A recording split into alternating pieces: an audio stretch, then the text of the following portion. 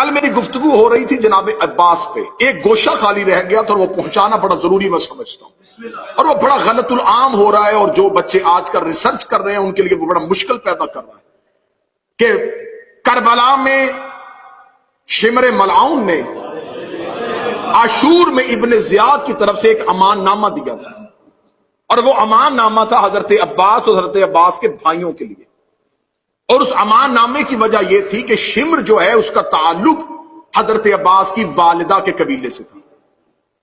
یہ بات اتنی مشہور کی گئی ہے کہ بعض جگہوں پہ باقاعدہ رشتہ معاذ اللہ ثم معاذ اللہ لکھ دیا جاتا ہے کہ رشتے کے اعتبار سے ماموں تھا، کیونکہ جناب ام البنین کا جو قبیلہ ہے، جو نسل ہے، جو خاندان ہے، اسی کے ساتھ ہی شمر کا تعلق تھا، پوری ذمہ داری کے ساتھ، مکمل منبر کی خطیبانہ دیانتداری کے ساتھ۔ شمر کا تعلق بنی کلب سے تھا، عباس مولا کی ماں کا تعلق بنی کلاب سے تھا۔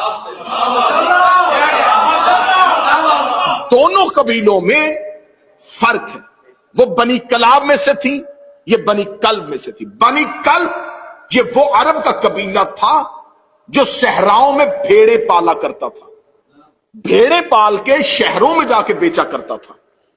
شمر ملعون کا تعلق بنی کلب کے ساتھ ہے۔ ہاں، اب آپ مجھ پہ سوال کریں کہ کیا کتابوں میں یہ لکھا ہے، مقاتل میں یہ لکھا ہے کہ امان نامہ آیا؟ ہاں آیا، یہ میں مانتا ہوں، کتابوں نے یہ روایت دی ہے کہ امان نامہ آیا ہے، لیکن وہ امان نامہ رشتہ داری کی بنیاد پہ نہیں دیا۔ میں نے آپ کو شاید دوسری یا تیسری تقریر میں بتایا تھا کہ حسین کے پاس کل 4 علی تھے۔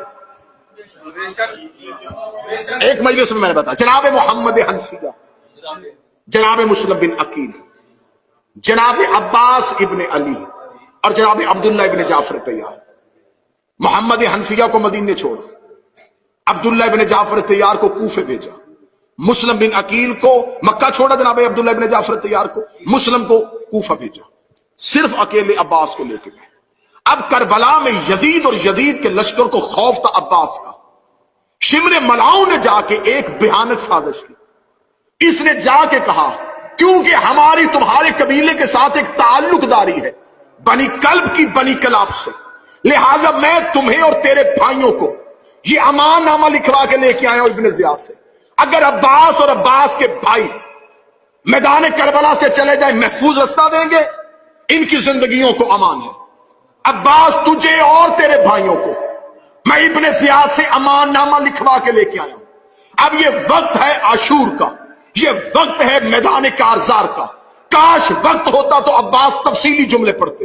حسین نے کہا عباس اس کا جواب دے۔ عباس گھوڑے کی زین پہ آئے، حضرت عباس نے ایک ہی جملہ کہا تبت یدا کا، تیرے ہاتھ ٹوٹے۔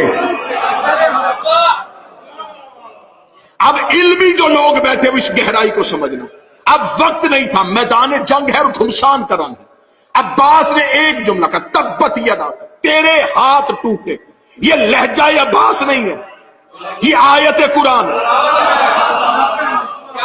کس کے لیے آئی تھی؟ ابو لہب کے لیے، تبت یدا ابی لہب، اے ابو لہب تیرے ہاتھ ٹوٹے۔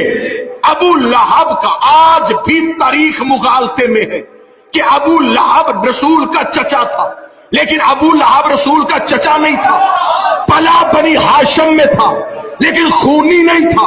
اس کی ماں لونڈی تھی، حضرت عبد المطلب کی کنیز اپنا بیٹا لے کے آئی تھی، پلا تھا اس قبیلے میں لیکن کہلوانا شروع کیا کہ میں بنی ہاشم ہوں۔ خدا نے کہا تبت یا تیرے ہاتھ ٹوٹے۔ یہ جملے ابو طالب کے لیے، ابو لہب کے لیے آئے تھے کہ ابو لہب بیٹا کسی اور کا ہے، پلا کسی قبیلے میں ہے۔ عباس نے وہی اللہ کا لہجہ استعمال کیا، اے شمر تیرے ہاتھ ٹوٹے، تو بیٹا کسی اور کا ہے، نسبت کسی اور سے دے رہا۔